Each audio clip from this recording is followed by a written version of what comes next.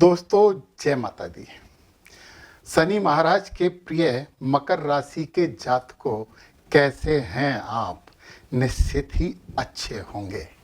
परिश्रमी तो आप हो, जो ठान लेते हो वो आप करते हो, व्यवहारिक हो, शॉर्टकट कभी यूज नहीं करते, गंभीर हो, थोड़े से निराशा के शिकार क्यों हो जाते हो? रिश्तों में थोड़ा सा ठंडापन रखते हो, थोड़ी ऊर्जा लगाइए। परंपरावादी होना अच्छी बात है, परंतु थोड़ा सा समझौता आप कर लीजिए। तो हम यहाँ पर बात करने वाले हैं 19 मई से 14 जून तक के भविष्य फल की। और आप अच्छे तो हो, और अच्छे कैसे आप हो सकते हैं, उसके लिए कुछ सात्विक कर्मों का निर्धारण हमें करना होगा और हम उन्हें करने के लिए संकल्पित हैं, क्योंकि लक्ष्य केंद्रित हो आप लोग। तो चलिए, मुख्य मुद्दे हैं सुख, आनंद, धन और लाभ। ये चार ही चीजें तो हैं जिनकी हमें सबसे ज्यादा इच्छा होती है। तो क्या हम पूरी कुंडली की बात नहीं करेंगे? जरूर करेंगे। चलिए, यहाँ पर मैंने चंद्रमा की बात नहीं की है, 2.25 दिन में राशि बदल लेता है, इसलिए दूसरे सभी ग्रहों की मैंने बात यहाँ पे की है। ये लग्न के स्वामी आपके पराक्रम में बैठे हुए हैं, शनि महाराज। तो थोड़े पराक्रमी तो आप होने वाले हो। और सुनिए और सुनिए और सुनिए, लग्न के साथ साथ ये जो धन भाव है ना, इसके स्वामी भी यहां बैठे हुए हैं पराक्रम भाव में। तो धन के लिए पराक्रम करोगे। कहीं कहीं थोड़ा सा आलसीपन आप में आ जाएगा, परंतु आप उससे लड़के खुद ही जीत लेंगे। आप धन एकत्रित करोगे, धन प्राप्त करोगे, और धन के लिए आप में जुनून होगा, क्योंकि जो राहु महाराज यहां बैठे हैं ना, वो धन के लिए जुनून पैदा करते हैं। और जब आदमी जुनूनी हो जाता है ना, तो वो लक्ष्य प्राप्त कर लेता है, कर पाता है। तो धन भाव की भी बात हो गई। और एक और महत्वपूर्ण बात कि शनि महाराज के साथ यहां शुक्र महाराज बैठे हैं पराक्रम में। तो आप थोड़े से अपने जो स्वाभाविक नेचर है उसके अलावा रोमांटिक हो जाओगे। ग्लैमर, फैशन वगैरह में आपका इंटरेस्ट थोड़ा बढ़ जाएगा। मैंने बोला है थोड़ा बढ़ जाएगा, अति नहीं होगी, क्योंकि अति सर्वत्र वर्जित, परंतु बढ़ेगा जरूर। आप आर्टिस्टिक हो जाएंगे, आप कलाकार हो जाएंगे, कलाओं में इंटरेस्टेड हो जाएंगे, और कलाओं के माध्यम से आप धन भी कमा पाएंगे। तो ये तो अच्छी बात है। तो फिर हमें ये और अच्छा करने के लिए क्या करना है? अब हमारे 3 ग्रह हो गए यहाँ पे। 11 मतलब शनि, 12 में उच्च के बैठे हुए हैं शुक्र, उच्च के हैं, और यहां पे बैठे हुए हैं राहु। तो हनुमान जी महाराज की उपासना आपको करना चाहिए। हनुमान चालीसा का आप रोज पाठ करिए। शनिवार को हनुमान जी को चमेली के तेल से चोला चढ़ाइए।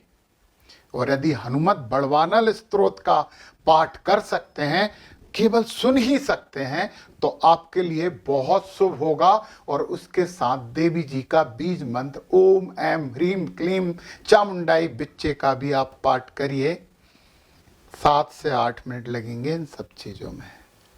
शंकर जी को अपना इष्ट बना लीजिए, तो आनंद ही आनंद है। हालांकि आनंद का भाव ये है, परंतु अभी हम यहाँ पे बात करते हैं। अच्छा, एक और बात बताना तो भूल ही गए कि शुक्र महाराज है ना, 31 तारीख को आपके सुख भाव में आ जाएंगे।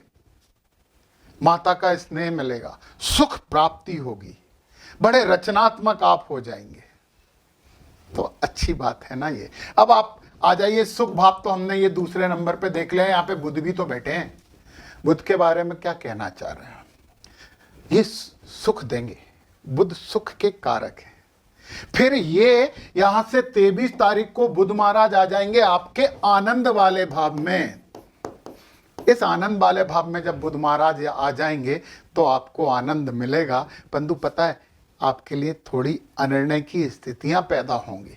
आप कंफ्यूज होगे कि ये करूं या वो करूं, और इसके लिए गुरु का सहारा आप ले लें ना। जिस फील्ड का निर्णय लेना है, उस फील्ड में जो मास्टर है वो ही गुरु है, उनका सहारा लीजिए। आनंद ही आनंद होगा। और पता है फिर बुध महाराज यहाँ के बाद 6 जून को बुध महाराज यहाँ भी आ जाएंगे। शत्रु नाशी होते हैं बुध, यहाँ पे शत्रुओं का नाश कर देंगे। तो बुध का तो पूरा ये 3 घरों में गोचर आपको फायदा ही फायदा दे रहा है।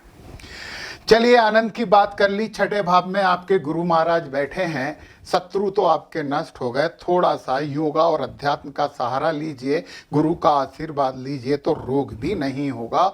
और ऋण लेने से बचिए, अपनी पूंजी से कार्य करिए, बहुत फायदे में आप रहेंगे। और ये आ गया आपका 7वां भाव, जीवन साथी का भाव, पार्टनर का भाव और व्यवसाय का भाव। मंगल या नीच के होके बैठे हैं, परंतु मंगल तो मंगल ही होते हैं, ऊंच के हों या नीच के हों, ऊर्जा तो वो फिर भी देते ही देते हैं। तो थोड़ा सा जीवन साथी और सहयोगियों से विवाद मत करिए, उनकी बात मानने की कोशिश करिए। और हनुमान चालीसा और हनुमत बड़वानन स्तोत्र का जब तो आप कर ही रहे हैं ना, एक ही साधे सब सदे, ये और ये सब सदेंगे हनुमान जी की आराधना से। फिर मंगल 6 जून को यहाँ पे पहुंच जाएंगे। ये सिंह राशि है, सूर्यदेव की राशि है और मंगल के सूर्यदेव मित्र हैं। और पता काल पुरुष की कुंडली में मंगल का यही स्थान निरूपित किया गया है। तो मंगल यहाँ अच्छे होते हैं। गलत फहमी निकाल दीजिए कि मंगल अष्टम आ गए, अब तो एक्सीडेंट हो गई होगा, अब तो बीमारी होगी, ऑपरेशन होगा। यदि होगा भी तो कुछ नहीं बिगड़ेगा आपका। मित्र का घर कोई नहीं बिगाड़ता, कभी नहीं बिगाड़ता। आपको एकाएक संपत्ति से लाभ हो सकता है। मैंने बोला कि एक्सीडेंट नहीं होगा, हुआ भी तो आपका ज्यादा कुछ नहीं बिगड़ेगा। और फिर आप हनुमान चालीसा का पाठ भी तो कर रहे हैं, आप हनुमान जी की आराधना भी तो कर रहे हैं, तो मंगल जी आपके साथ हो जाएंगे। यहाँ पे केतु महाराज भी बैठे हैं अष्टम में, बहुत अच्छे होते हैं, बहुत ज्यादा आध्यात्मिक बना देते हैं। एकाएक आप बड़े भावुक और आध्यात्मिक आप हो जाओगे। भावुकता आपका बेसिक गुण नहीं है, परंतु आप होगे इस समय, आप आध्यात्मिक भी हो जाओगे। तो आध्यात्मिक होना तो वैसी सफलता की सबसे बड़ी कुंजी होती है। और ये कुंजी केतु महाराज हैं इस अष्टम घर में। ये भाग्य है 6। बुध महाराज तो अच्छे चल ही रहे हैं, भाग्य के स्वामी, तो अच्छा है। फिर 7वें में आ गए, ये उच्च के होके यहाँ बैठे, फिर यहाँ आके अपने ही घर को देखते हैं। तो कर्म तो बड़े अच्छे आपके होने वाले हैं यार। कुछ आर्टिस्टिक काम कर लीजिए ना, लेखन, यहाँ पे फिल्म निर्माण, गाना वाना, इनमें कुछ काम करिए ना, बड़ी सफलता मिल जाएगी। कर लिए ना, एक बार कोशिश तो करिए। अब हम आ जाते हैं लाभ वाले भाव में। लाभ भाव के स्वामी नीच के होके यहाँ बैठे हैं, थोड़ी सी दिक्कत है, परंतु हम हनुमान जी की आराधना कर ही रहे।